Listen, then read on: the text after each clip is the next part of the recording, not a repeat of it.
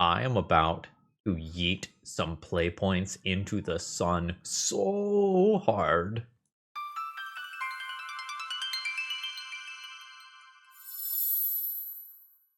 Hello folks, Phil Gallagher aka ThrabenU here for another legacy video, and this one is going to be wild, and there's a bit of a story behind it. So Joe sent me a message and said, hey, I've been playing Value Vintage, which is vintage on I believe a $30 budget. I've got a deck that I think is really good there. I want to see how it would perform in Legacy. So today we are playing Legacy on a budget, as this Value Vintage deck was Legacy legal. And according to my Mox field, this deck costs about $15 in a format where your deck might very reasonably cost $1,500 or $4,500. So this is the ultimate Legacy budget challenge possible. Now, my goal for today is one match win. I think if we get one match win playing a $15 deck, that is an incredible success. I expect to get absolutely bullied, but here is the general idea. We are playing Legacy Deserts today. This is going to kind of be like a landfall deck. And most of these deserts read the same way. They enter tapped, and when it enters, it deals 1 damage to target opponent. So we are going to be a sort of land-based burn deck list.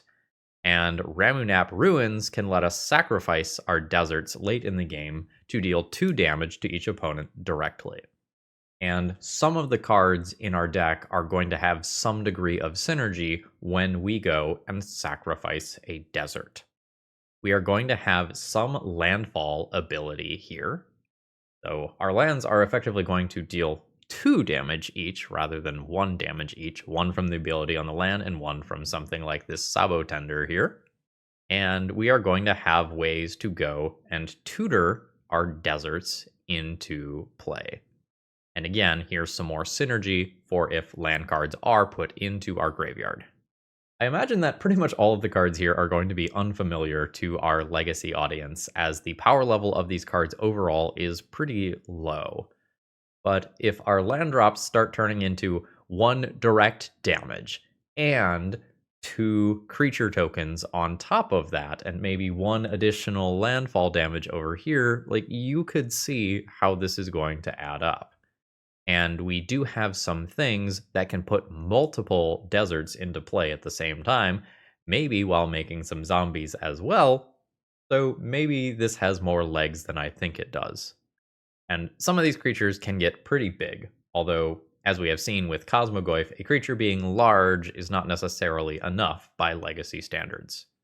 So we do have some cards with Spree, which you can do 1 or more additional costs as you cast them to change its modes. And we do have the, what was this? Dragon's Maze, I think? Limited All-Star Ground Assault, which deals damage to target creature equal to the number of lands you control. I remember absolutely royally messing up some people with this card. It's a good generic removal spell. The sideboard is going to look weird here because we are not doing traditional Legacy things. This is, a Value Vintage sideboard, but I was asked to play the deck as is, so we are going to have some removal, some graveyard hate.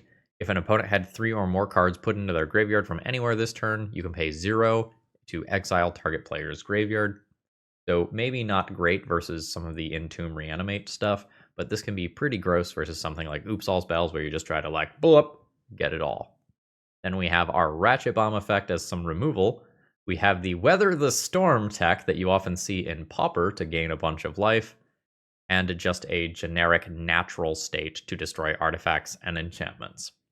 So, we're going to see if we can kill some people with deserts. If you want to spend $15 to own a Value Vintage deck, please consider checking out my sponsor, TOAMagic.com. For the price of, 1 land that you might put into this deck, or another Legacy deck rather, you could have a new deck for a Value Vintage format. Use promo code ThrabenU, save 5% on your order. They're great. Show them some love. They're very good to me. Alright, let's battle. In my 28 land deck, I don't know that I am supposed to keep 1-landers. This is probably fine. Without thinking about it too much, I probably just throw the 5-drop back into my deck. And buckle up. We're in for a wild ride today. So I need, in theory, this on turn 3. Red, green, I need white, which this does not do on curve. Maybe I am doing this anyway. Opponent says, good luck, have fun, I'm watching your Wizards video right now. Oh, buddy, I could really use the luck. This is not super castable on the next turn here due to Conduit Pylons being my white mana. I think I'm just going to put that into my graveyard. Regarding the luck, thank you. I need it today. Let's see what opponent's got going on. Undercity Sewers and Polluted Delta. Opponent ponders a wasteland. You dare destroy my deserts. How dare you? I'll just throw down a forest and pass the turn. I have Sabotender next turn. Opponent has land drop 2 and is just passing. And Orcish Bowmasters could immediately kill this.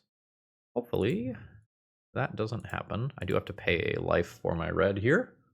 My creature is in play. I don't think that means a lot. 18? Yeah, that's okay. I mean, I can ground assault that away if I even feel like it's a problem. Thoughtseize. The jig is up. I've lost 1 Hazezon. And I'll get a little love tap here. I'm at 17. Sure don't have white mana. I'm gonna play this desert. Ping my opponent. I guess I kill this. I take the same amount of damage in this first turn cycle, but then I save 1 life per turn cycle after that. It is another Bowmasters. So I'll go down to 15. I'm taking 3 more in combat after that. My general vibe here is that I think we are playing against Tempo, not Reanimator. I am at 12. So unfortunately, I just am not deploying my creature here. I think I play non-desert lands here. That way, when I hit white, I can play this for the creature afterwards. I am at 9. Losing that Conduit Pylons early cut me off both of these. And that is a Murktide Regent, which I expect is going to spell my doom. Well, that is sort of interesting. I take 5, 6, 7, 8, go to 1. This doesn't produce mana anymore. I think this is the point where I am dead. GG. I can get some amount of removal, although my white mana was not overly kind to me. And looking at the mana base here, I'm not overly surprised by that. I could do something like this as well. I think I'm just going to replace some 5-drops with paths and call that good. 28 lands. 28 lands. These are actually 3-drops, right? Yeah, these are actually 3-drops. Do I have to just keep this and hope that I hit lands? I don't really want to go to 5. I think I'm going to keep this and hope that I draw lands. I will get rid of 1 Dance of the Tumbleweed. And then hopefully just believe in my deck to produce mana. I might not even play this immediately, so that I can try to get an additional land out of it. Damn. So that cuts me off of 2 colors. 28 lands. 18. Underground Sea comes down, and Thoughtseize. I think my Path to Exile is my best card here, but I don't think it is crazy to target one of these 2 instead. Round Assault would not have been my pick with a colorless land in play. Alright, we have whiffed on land drops, so we'll see how bad this gets. Okay, we hit a land drop. That's the good news. The bad news is I cannot produce any colored mana. There is another wasteland. I don't even think that my opponent should use that. Goyf is scary. Okay, so this goes into hand. This goes into play. I'm going to go yeah. This is a 3/4 currently, technically bigger than that. I think I want untapped white next turn, which could be Conduit Pylons, and that gives me path for this, while still being a desert. Seems fine. So my opponent could wasteland me and turn this into a 2/3. Spell Bomb is fine. That means that that Goyf can be larger. Sorcery and land are still over there. Oh, it looks like opponent did not pay a black mana. Okay. I am going to eat 5 from this. Obviously pretty bad. Oh, that's another Goyf. Hate that. And that's why my opponent did not pay for the Spell Bomb. They wanted a Murktide Regent. All in all, very bad for me. So I will Pylons to Surveil 1. Send a Mountain to Graveyard. I will produce white mana. I will Path to Exile. And I'm going to target the thing that hits me harder in the short term. And then I, in theory, have some things that can block this, or I could choose to exile all graveyards. That is, I mean, obviously good. Oh, that's not what I thought I was going to lose. That's another Goyf. And the Wasteland takes me off of white. Just all around bad. I'm at 10. An opponent gets a Tameo. So there is some white mana. I have 4 mana available. I have 2 deserts. I have 3 deserts. So I have a 4/5, which is not big enough to get those out of the way. I think I'm just going to take another. No, I have untapped white for next turn already. I'll just take a desert that goes in untapped, I guess. Opponent brainstorms. Bowmasters can ping my face for a little bit. Bowmasters pings itself to get Revolt for Fatal Push, and then I am dead to the Goyfs, unfortunately. GG's, we did not get off the ground here. Today's video is sponsored by Moxfield.com. If you want to see upcoming sets, if you want to understand commander brackets, or if you just want an awesome place to store all, and I mean all, of your deck lists, Moxfield is the place. You can organize all of your decks by folders, and you can even change the views. You like visual, they've got that. You like text, they've got that. Check out my Moxfield Pro Field if you want to see all, and I mean all, of the decks that I've been cooking up. Alright, opponent wishes us good luck. We have a landfall creature and a bunch of direct damage that goes to face. We do not have a landfall creature. We have gotten the oh boy in chat. Yeah, that's right. Drakus, we're going wild today. So, your face. The damage. 17. You know, if our opponent is playing something like Pox here, we could realistically... Oh god, Shadow Spear is so bad for us. Oh, Zurin Orb is some cool tech for Eumidian Hatchery. This is just something you can tutor off of Urza Saga that lets you sacrifice a Eumidian Hatchery. I suspect that we lose this game to a Shadow Spear. Cabal Pit. You got it. I do not have white mana here. So I should get white mana with this then. Alright, so there's the desert. In your face. Dance of the Tumbleweed. And let's just grab a white producing land. This one. There's one more direct damage. So, like, if not for this Shadow Spear, which can gain my opponent a gajillion D life, this would not actually be looking all that bad. My opponent is going to end up sacrificing their own lands, though. So the whole, like, first ability of Sand Scout here is probably not happening. This is where I need to draw my removal spells, I think. Retrofitter Foundry. I'm going to eat 5. 15. Does this do anything for me? Not really. So there's a point of damage. We will map. Might just like double Surveil here. I need to find like a Ground Assault. Or maybe something like this. I have a Ramunap Ruins to start sacrificing things, which is kind of neat with this. But the trample here is problematic. Let's just send some damage to face. Opponent is at 11. And... Alright, so they do have green in their deck, which probably means Life from the Loam. Oseiju, obviously a good pickup as well. Yeah... I did so much work, though. Good thing Needle resolves. Good fucking luck. Fuck! How are they that good at Magic? I am at 2.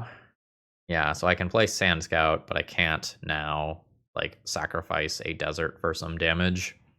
Oh, also did they just see Ramunap Ruins with Thoughtseize? Never mind, not a genius. I mean, maybe a genius. I don't know. That trample does me in here. Alright, so this Filigree Silex for these Urza Saga tokens is probably fine. And then maybe I just cut some 5-drops. I think that is going to be my generic plan. Alright, we've got some things that deal damage to my opponent's face. Alright, Eumidian Hatchery is in play. I think Thoughtseize actually takes a Dance of the Tumbleweeds and not a Sand Scout. Opponent disagrees. Alright, I've got a 3-drop for next turn. That's fine. Ping your face. Bayou comes down. Spell bombs, whatever, I don't care about that. Thorin Orb is cool. Opponent can trigger that at will now. Oh, there's a desert. Hit your face. Here is a large creature. Oh, trigger. I will, I think, just take direct damage. I'll take another white source. I'll do white-green. An opponent is going to just cycle that immediately.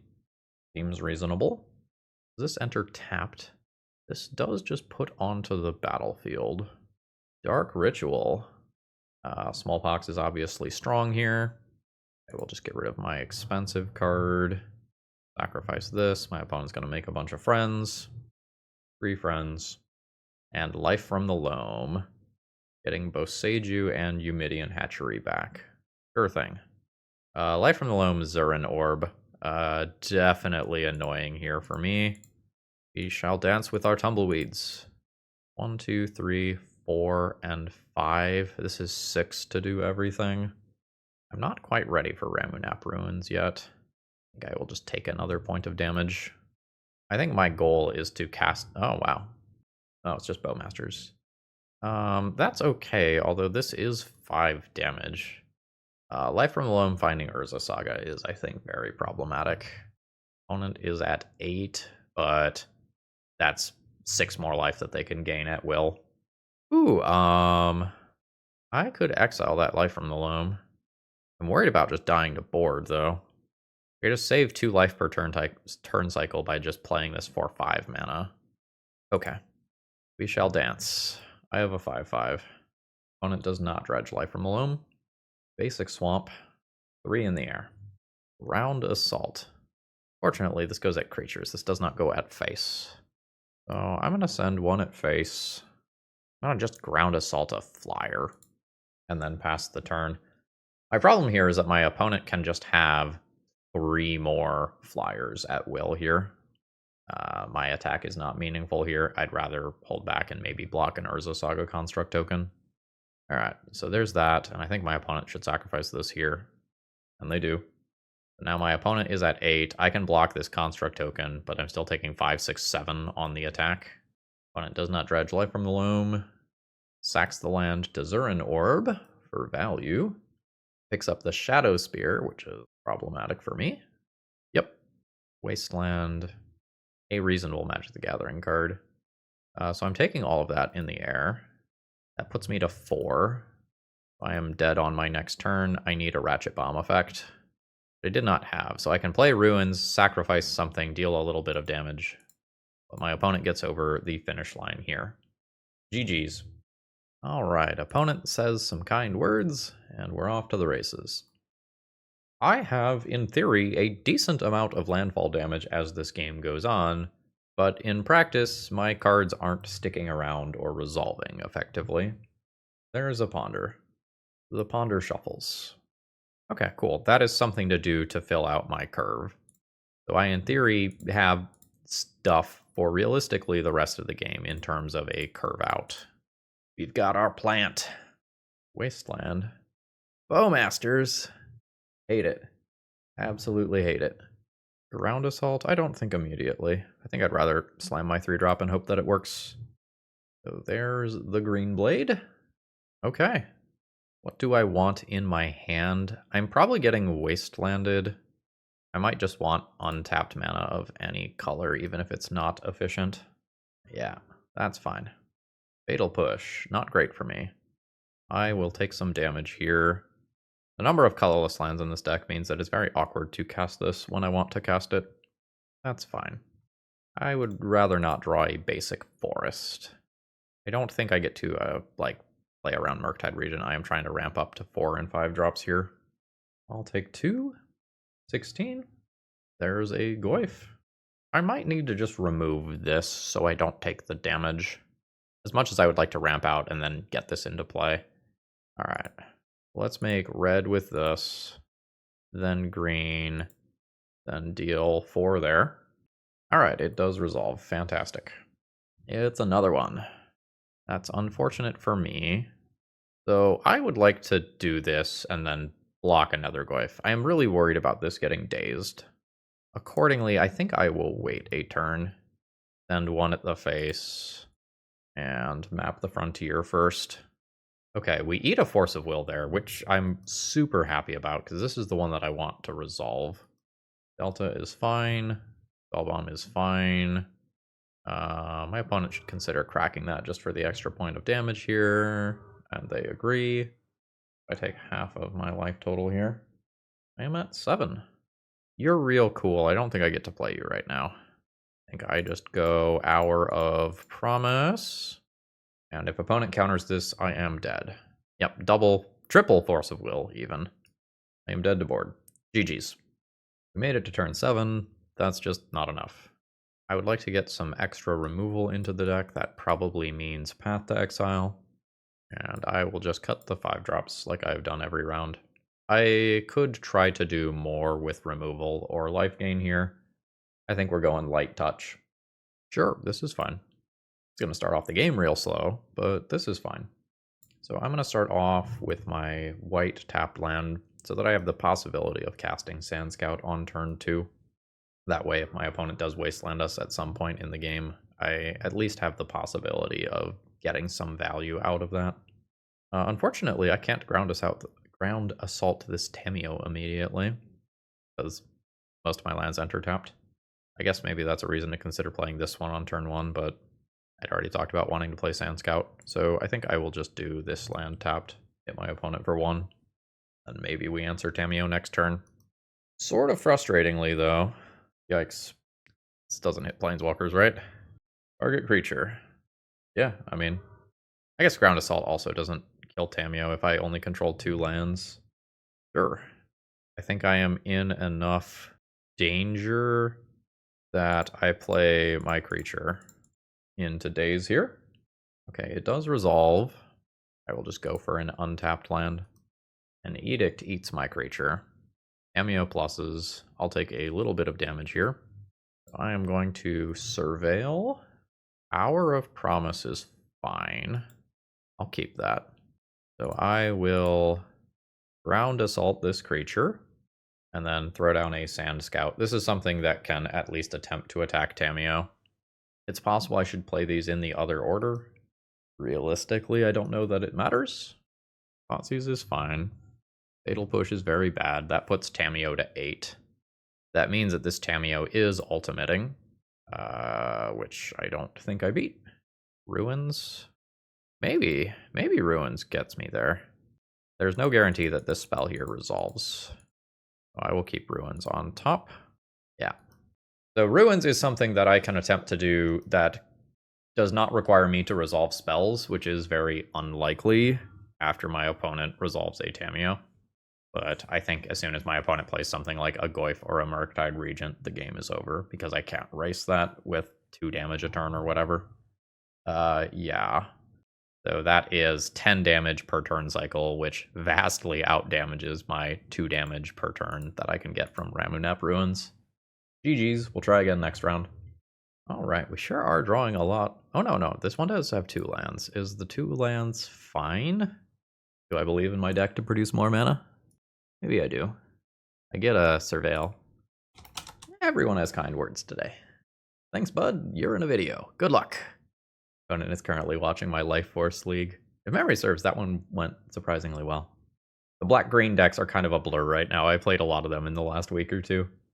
We're just going to go Mountain Pass here so I don't get wastelanded in the first turn cycle. Opponent goes Mountain Pass. Maybe it's the Mirror. Could be the Mirror. You don't know. Conduit Pylons. I would just like to find any land that is not a land. So we will play our Cactus. It's goblins. If I draw any land, I can remove that. If I draw an untapped green land, I can remove that. Well, that's not a land. My 28 land deck is not doing its job. Alright, opponent is sending in Goblin Lackey. I will block the fuck out of that. I have plenty of gas, all I need to do is hit mana. And opponent has a Badlands and a Battlecry Goblin. Well, that's not the untapped land that I would like to ground assault that immediately, but it is a land, so I can't complain that much. Fuck. It's fine, I got 28 lands. Battlecry Goblin is just going to get a little saucy with the activated ability and hit me for 3. That's fine, that's better than more damage being added to the board. That is not a land. Opponent's Bloodstained Mire means that things like Goblin Matron are now on the table. Broadside's rough. I think this is still a savable game if I hit a basic forest, which I did not. So I have no castable things here. I think I'm just dead on board. So this gets activated once or twice, and then Broadside flings for 4. Yeah. Goblin Matron. Or Sling Gang Lieutenant. There's Haste, 3, 6, 7, 8, plus 4, 12. That puts me to 1, which I think realistically means that I'm dead. Oh, right, throw the Matron instead. Yep. GG's. My opponent won that mulligan to 5 very easily. And I think I will do the same thing that I have been doing. Okay, that is 1 land. That is not going to do it. This is probably too many lands, but I probably keep this one. We'll deal 1 damage to face and be able to play a Sand Scout next turn so we can block something like a Goblin Lackey. There's Goblin and Goblin Lackey. So, play the Desert, deal 1 damage, drop a Sand Scout. We could eat a removal spell here into a Goblin Lackey connection immediately. That does not happen. It does happen. So it's turn 2, Goblin Lackey gets to connect. The Horde Master is in play to potentially do some gross things. Hey. Hey. What a hit. This is Pashalik Mons, which lets my opponent deal 1 damage whenever something dies, and then Sling Gang allows my opponent to sacrifice their creatures. So each one of these creatures is worth 2 life. So we have 2, 4, 6, 8, 10, 12, 14, 16, 18, 20. Yeah, no. We are dead on turn 2. GG's. Alright, this is in theory one of the best opening hands we've seen. This has the ability to play 2 different landfall creatures and stack up a bunch of damage. Opponent ponders and shuffles. I will deal 1 damage to my opponent. 18. Another ponder. So this time they kept something. They have a Flooded Strand to shuffle. I will throw down Ramunap Ruins and play my Plant Friend. We're in play. So opponent really liked their cards off ponder, but now can manipulate their hand even further. So we've got a new fetch land, a new Brainstorm. This is feeling to me like combo. This is a lot of dig. Opponent passes the turn. So now I will drop a new landfall creature, get dazed. That's fine, I wanted to play a tapped land anyway, so I wouldn't be playing around that. Opponent takes 2 from that land drop. I will swing in for 2. Opponent is at 13. Let's see if we eat Entomb into Reanimate here. Nope, it's a Surveil land. Main deck Fluster. Swinging towards this being something like Doomsday now. That is a Thoughtseize. That can take my Dance of the Tumbleweed, which is worth a couple points of damage. And that is what happens. Alright, I expect this is now Doomsday. My opponent is selecting the Brainstorm that is in their graveyard, so that's a part of their pile, and we get to know that. That's cool. Let's see if they are the Quantum Riddler build. Or, well, we might not be able to see that if it's in their pile, actually. Okay, pretty normal personal tutor stuff here. Alright, so my opponent does not control more lands than me, unfortunately. But I'll still play a Sand Scout. Drop a land, that's worth 1 point of damage. Back in for 2 points of damage. Bring my opponent to 2. Drop a Sand Scout. But I fully expect that I am dead. Like, we can see that Street Wraiths are being excluded from this pile, and we know that my opponent chose a Brainstorm pile already. So there's LED. I'm expecting a Consider to happen now, or an Edge of Autumn, sure. So there's 3 blue mana to cast an Oracle, and my opponent can, yeah, okay, sure, do Consider after this. There's the Thassa's Oracle. So we fall short. We've got 5-drops in our deck. Those aren't castable cards in Legacy. We did not need much more, but we needed a little speed. Unfortunately, I don't really believe that we have any relevant cards here. So we are trying to race our opponent, which is not good when they are playing Dark Ritual.